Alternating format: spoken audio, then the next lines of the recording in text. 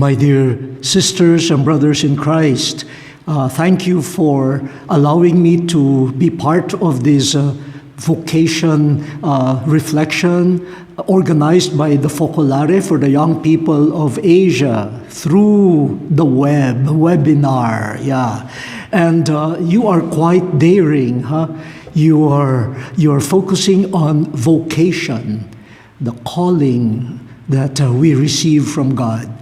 And I say daring because not many people, especially among the young, would be interested in such a topic. I know deep in their hearts they want to pursue that question, but maybe some are quite embarrassed to even bring up the topic. But in a context like this, it is quite legitimate for us to reflect on this. And I would like to share with you some responses to the questions that have reached me. But I am warning you, what I will share is not the only word and definitely not the last word. During your interaction with the various people, you will see that God calls us as we are. And so there is no recipe. There is no fixed recipe. So each one could share from his or her own experience how the calling of God got clarified for them, and also how they were able to respond to that calling. When we talk of vocation, based on the recently concluded Synod of Bishops on the youth, it is clear that the word vocation should not be limited to priesthood and religious life. No. So the Synod of Bishops has recovered the wider understanding of the word vocation. Everyone is being called. There is a fundamental calling which everyone shares, and it is discipleship, to follow Christ. And you follow Christ in different paths. And so when we're talking about vocation, even in this webinar, we are not limiting the word to just seminary life, priesthood, and religious life. But if some of you are thinking of that or are open to priesthood and religious life, well, thank you, thank you. Now, the first question that has reached me is this: can you give 3 keywords that can guide us in making choices in life? Yeah, there are many keywords, but you want 3. Wow, very Trinitarian, huh? Okay, so let me try. The first keyword is honesty. Honesty to self, which requires a bit of knowledge of self. Yeah. Knowing yourself. This is important. As I said earlier, God calls us as we are, and God knows who we are, and God knows whom He is calling. But do we know who we are? This is important in making any choice in life. Getting in touch with your real self. Knowing your giftedness. Knowing your talents. Knowing also the gift called weakness. You know, we seldom disdain limitations and weaknesses, but they're also a gift. Imagine if your nose doesn't have any limit. It will go up there. Thanks to God, there is a limit to your nose. It's up to here. So even that, no? Don't be afraid to face your limitations, your weaknesses. Who are you? Who are you? And remember, the choice of life which God is calling you to, the direction of life, is meant for you as you are and not as somebody else. Okay, so that's the first. The second key word is purpose in life. Knowing yourself, now I ask a deeper question. Do you also know the purpose of your life? It may sound like an overused word or a question, but it is one thing that we sometimes ignore and very often misunderstood. The purpose of life. Don't tell me that watching a movie is the purpose of your life. Don't tell me that having a good meal is the purpose of your life. These are all good things, but are they the purpose of your life? Having the latest gadget, the latest model of a cell phone, is that the purpose of your life? I am asking this, and I'm sure you're saying no, no, no. But it is good to be reminded, because we are bombarded by different messages, various messages that tend to confuse purpose in life and the paths to the purpose in life. Sadly, because of the confusion, we even lose the energy to search for the true meaning of life. When I was a young boy in catechetical classes, we were told that the purpose of life, the purpose of our being created, is to know God, to love God, and to serve God. That's the purpose. Life was given for that. And you will discover life if I make as my goal every day, an ultimate goal, the knowledge of God, the love of God, and the service of God.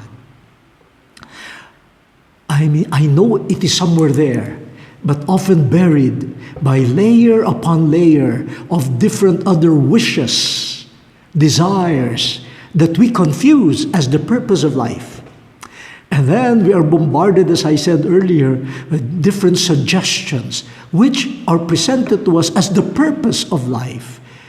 And so I think it is important for people making a choice, regarding the choice of a state of life, to be very clear. What is the purpose of your life? And the third is choosing the options, being clear about the options meant for you to achieve the purpose.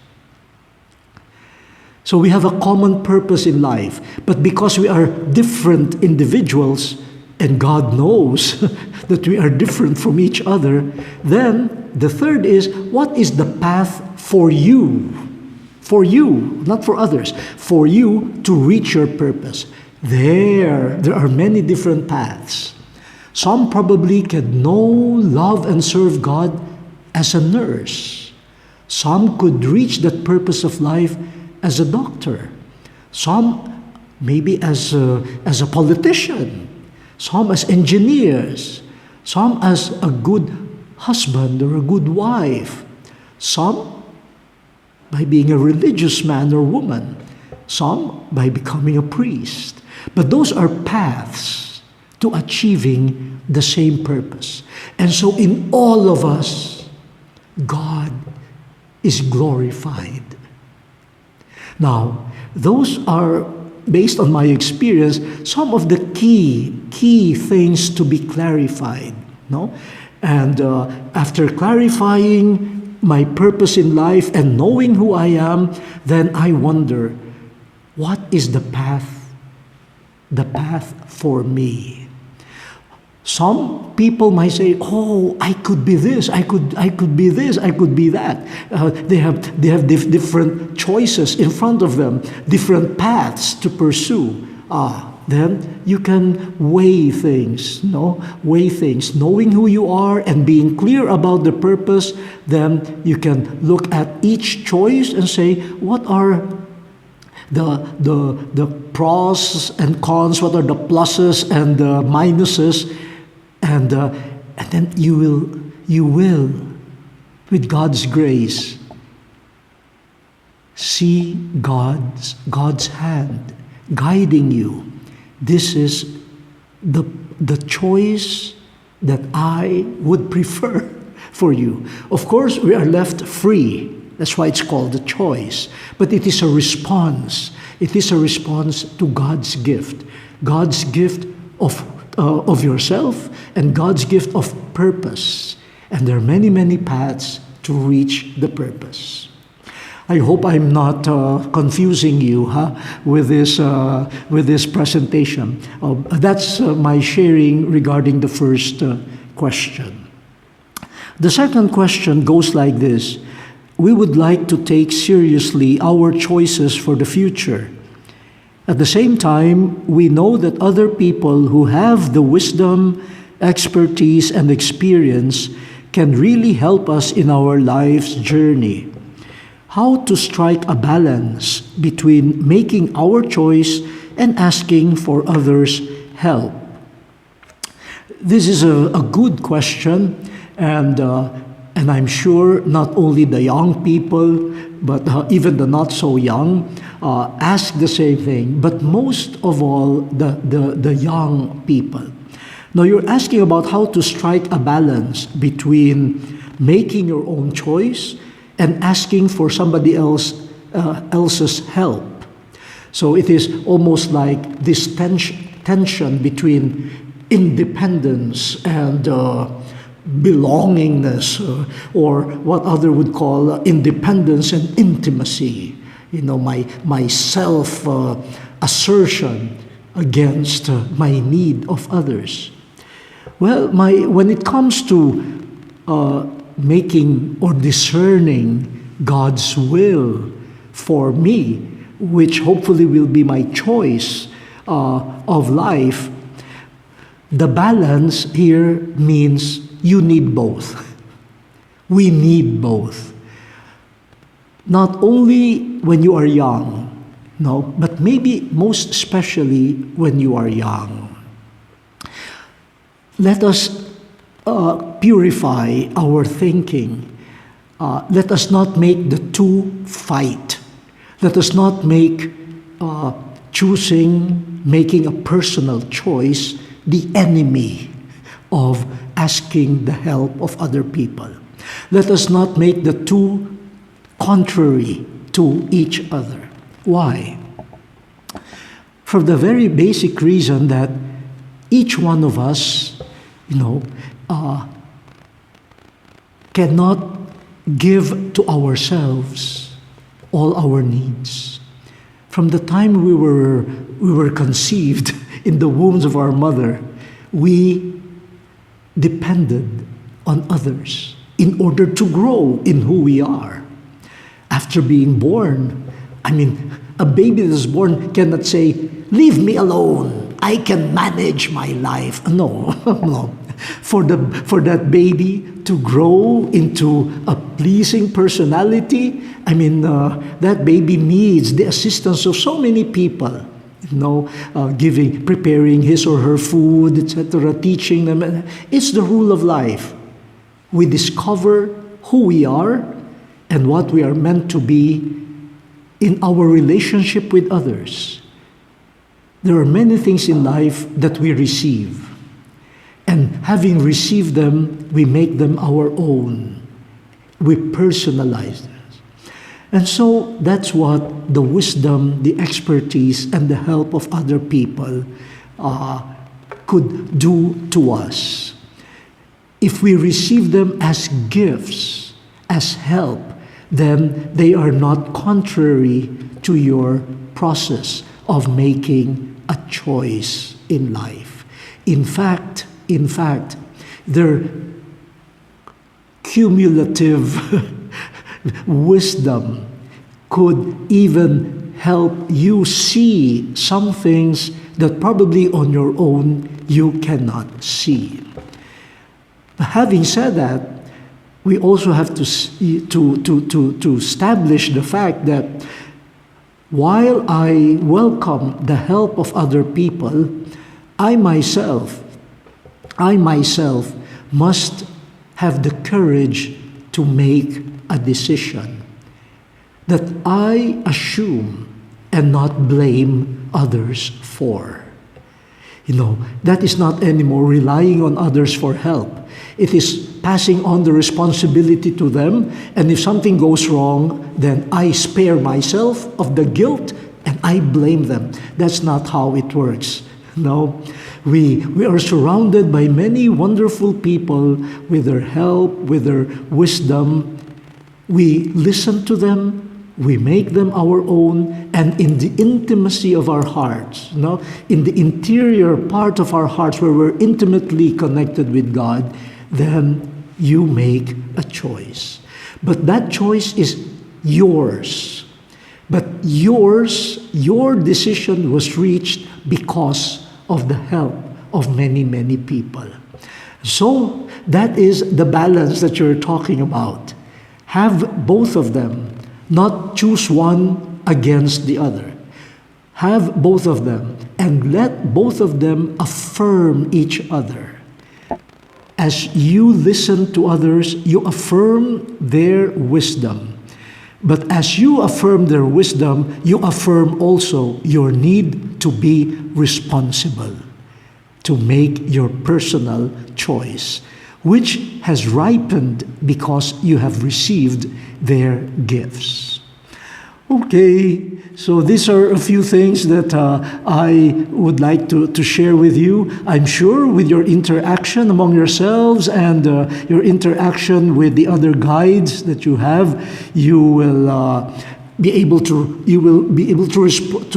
expand the horizon and hopefully take the path towards making your choices in life based on the purpose of life which God has given to us in creating us.